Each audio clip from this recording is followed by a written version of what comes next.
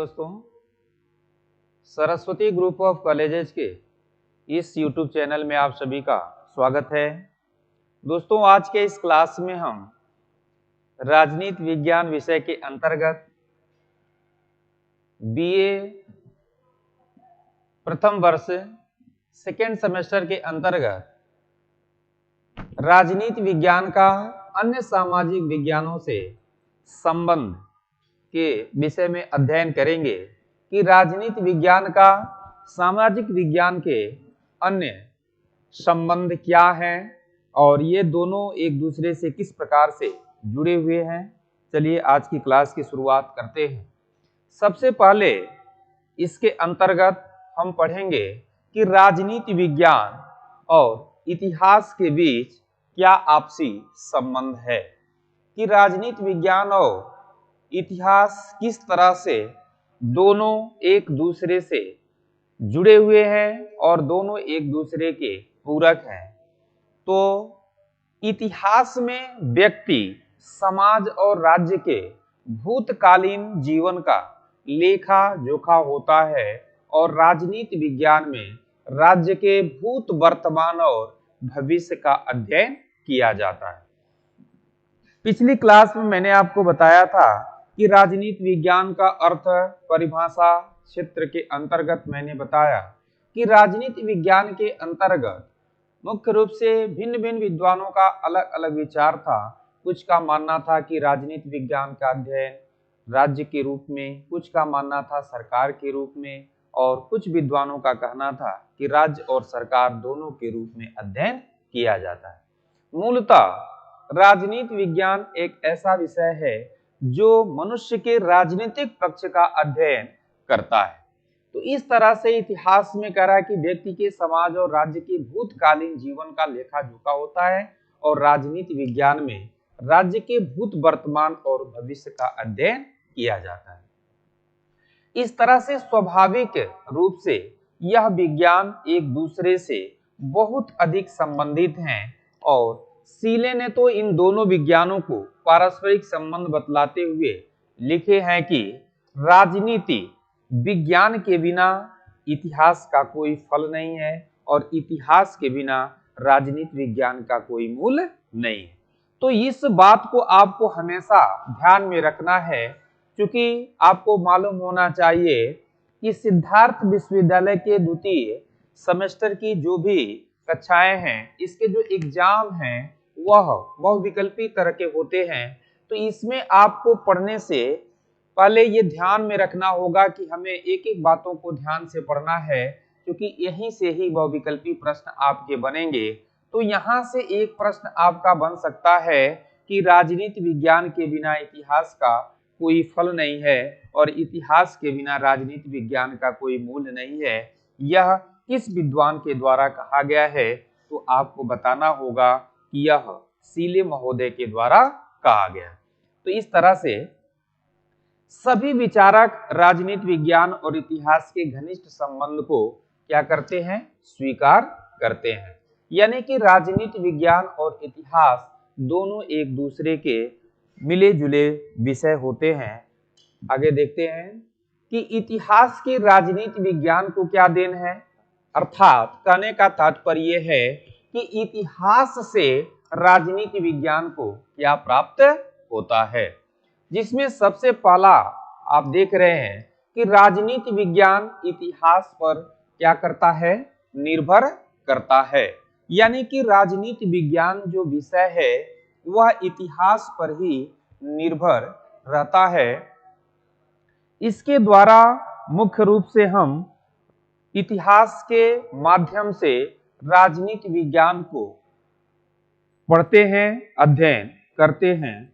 इसमें मुख्य रूप से विभिन्न प्रकार के जो इतिहास की बातें हैं उनके द्वारा हम इस राजनीति विज्ञान का अध्ययन करते हैं। जैसे मान लीजिए कि कोई भी राज्य है तो वह राज्य कैसा था, उसमें पुरानी नीति क्या थी, इस आधार पर हम इस राजनीति विज्ञान का वर्तमान का अध्ययन करते हैं। इसके बाद से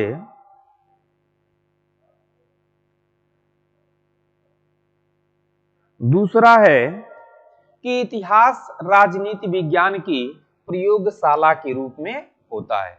यानी कि वर्तमान में जो भी कार्य हम देख रहे हैं, सुन रहे हैं, इसका आकलन हम किस आधार पर करते हैं, यानी कि इतिहास की, यानी कि राजनीतिक विचारधाराओं का हम जो है कि आकलन हम प्राचीन काल में या फिर जो है कि पुराने समय में जो भी घटनाएं घटित हुई हैं उसके आधार पर ही हम आकलन करते हैं। तो इस तरह से इतिहास जो है वह राजनीति विज्ञान की क्या कहलाती है, प्रयोगशाला के रूप में जो है कि जाना जाता है। तीसरा है कि इतिहास भूत और वर्तमान के बीच की क्या है, कड़ी के रूप में कार्य करता है। यानी कि पहले क्या हुआ और वर्तमान में क्या हो रहा है, इन दोनों को जोड़ने का जो कार्य है वह किसके द्वारा होता है, इतिहास के द्वारा होता है। तो इस तरह से इतिहास जो विषय है वह इतिहास विषय के द्वारा राजनीति विज्ञान को अनेक प्रकार से लाभ प्राप्त होते हैं। इस तरह से हम कह सकते हैं कि यह इतिहास और राजनीति विज्ञान दोनों एक दूसरे से मिले जुले जो है कि विषय हैं। फिर हम देखते हैं कि राजनीति विज्ञान से इतिहास को क्या प्राप्त होता है। ऐसा नहीं है कि केवल जो है कि इतिहास से ही हम राजनीति विज्ञान को प्राप्त होता है, यानी कि राजनीति विज्ञान भी बहुत कुछ इतिहास को भी क्या करता है, प्रदान करता है। जिसमें सबसे पहला है बिंदु इतिहास को अध्ययन सामग्री प्रदान करना। यानी कि राजनीति विज्ञान के द्वारा जो है कि इतिहास को अनेक महत्वपूर्ण जो है कि तथ्य प्राप्त होते हैं जिसका अध्ययन इतिहास के अंतर्गत किया जाता है। तो इस तरह से यहाँ राजनीति विज्ञान के द्वारा भी यानी कि इतिहास को अनेक सहायताएं प्राप्त होती हैं। दूसरा है कि ऐतिहासिक घटनाएं राजनीतिक विचारधारा के क्या होते हैं, परिणाम होते हैं। जैसे समाज में जो भी क्रांतियां वगैरह होती हैं, जैसे आप प्राचीन काल में पढ़ेंगे कि भारत में जैसे जैसे जनसंचार बढ़ा, धीरे धीरे जो है कि यातायात के साधन बढ़े, वैसे वैसे देश के लोगों के अंदर भी जागरूकता बढ़ती चली गई। उसी तरह से यानी कि जो हमारे देश की ऐतिहासिक घटनाएं होती हैं वह ऐतिहासिक घटनाएं वर्तमान के लोगों के ऊपर उसका प्रभाव भी पड़ता है, दिखता है। तो इस तरह से ऐतिहासिक जो घटनाएं थी वह राजनीतिक विचारधारा के ही क्या थे, परिणाम थे। यानी कि राजनीतिक विचारधारा जिस तरह से होगी उसी तरह की हमारे समाज की अनेक प्रकार की ऐतिहासिक घटनाएं देखने को मिलती हैं। इसके बाद से बीती हुई राजनीति का नाम ही क्या रखा गया, इतिहास रखा गया है।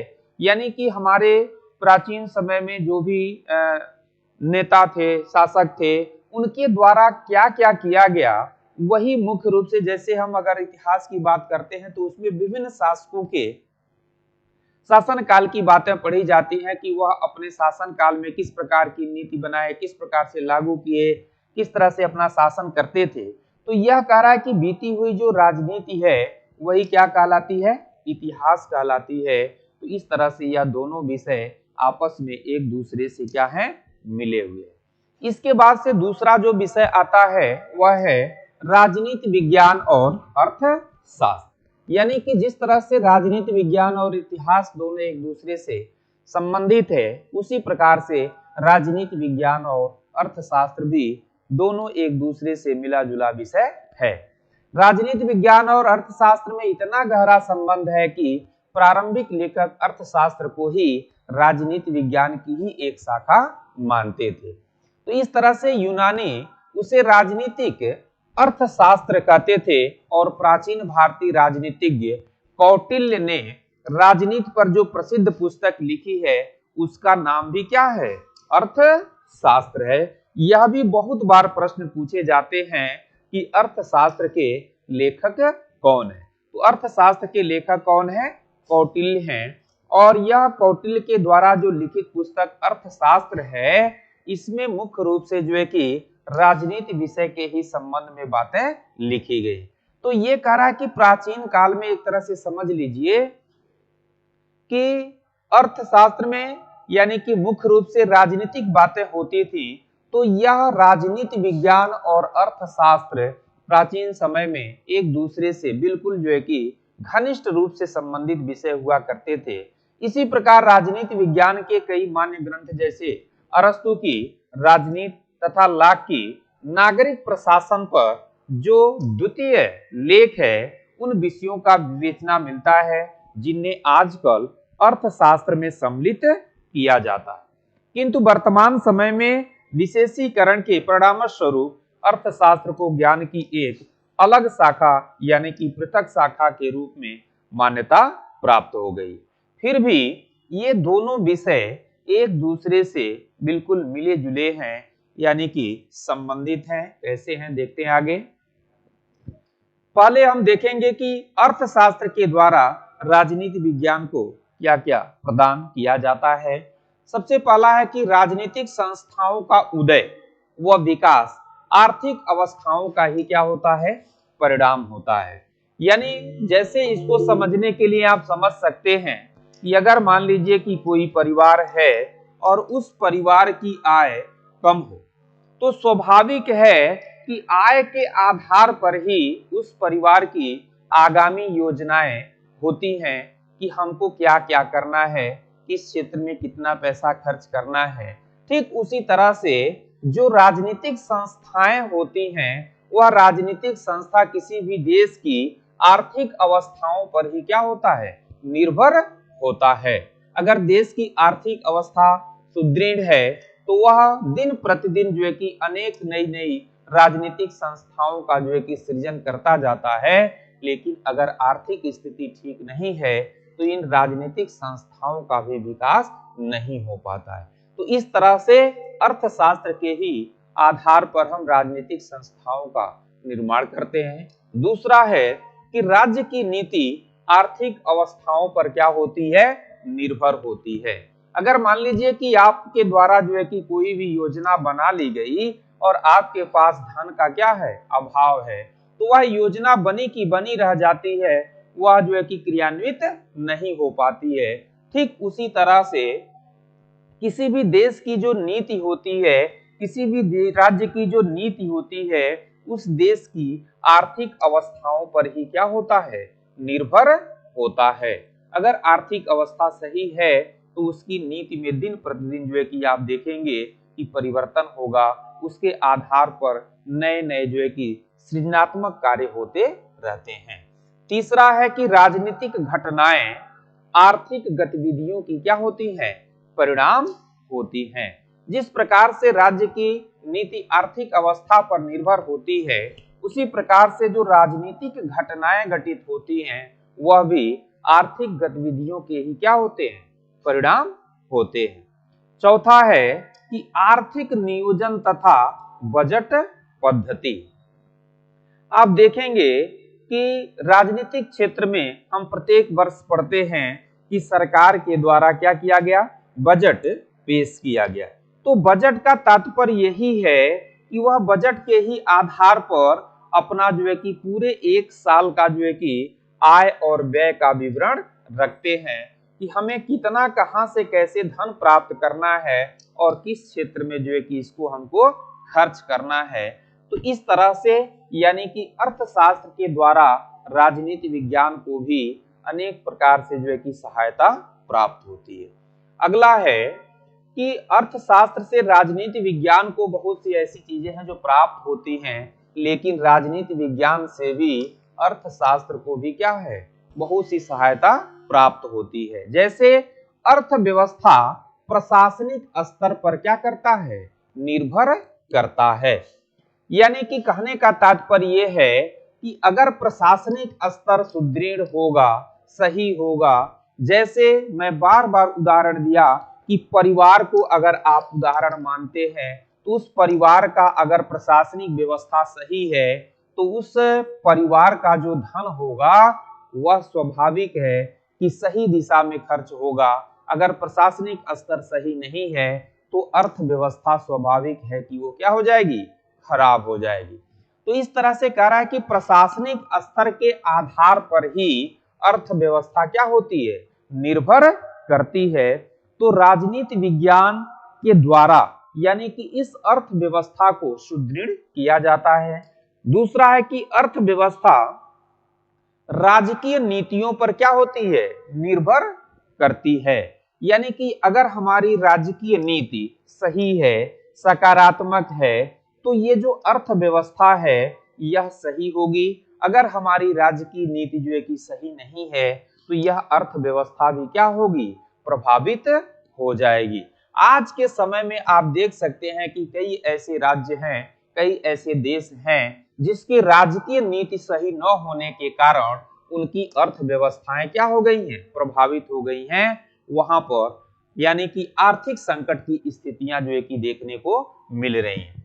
तीसरा है, अर्थव्यवस्था पर युद्ध का क्या होता है, प्रभाव होता है। जैसे अगर आप जो है कि परिवार में ही, जिस परिवार में रहते हैं, अगर मान लीजिए कि उस परिवार का किसी अन्य समाज में, मान लीजिए कि किसी अन्य परिवार से किसी तरह का झगड़ा हो गया, कोई जो है कि विवाद उत्पन्न हो गया, तो वह पूरा का पूरा परिवार जो है कि उस समस्या के समाधान में लगा रहता है। अन्य काम सभी के सभी क्या हो जाते हैं, प्रभावित हो जाते हैं। ठीक उसी तरह से जब कोई राज्य, कोई देश यानी कि युद्ध छिड़ जाता है उससे किसी दूसरे राज्य से, तो वह युद्ध के स्थिति में उसकी सभी की सभी अर्थव्यवस्था क्या हो जाती है, प्रभावित हो जाती है। और यह युद्ध किसका जो है कि मुख्य बिंदु है, वह राजनीति का मुख्य बिंदु है। तो इस तरह से राजनीति विज्ञान के द्वारा भी अर्थव्यवस्था को यानी कि अर्थशास्त्र जो है कि प्रभावित होता रहता है। तो इस तरह से आज के इस क्लास में हम लोगों ने दो विषयों का जो है कि आपसी संबंध देखा, राजनीति विज्ञान और इतिहास का आपस में क्या संबंध है, और दूसरा विषय है राजनीति विज्ञान का अर्थशास्त्र से क्या संबंध है। फिर से हम लोग अगले क्लास में मिलते हैं और इसके और ऑब्जेक्टिव टाइप के क्वेश्चन क्या क्या हो सकते हैं इसको भी लेकर के मैं आपके समक्ष प्रस्तुत रहूंगा। तब तक के लिए आप सभी लोगों को बहुत बहुत धन्यवाद।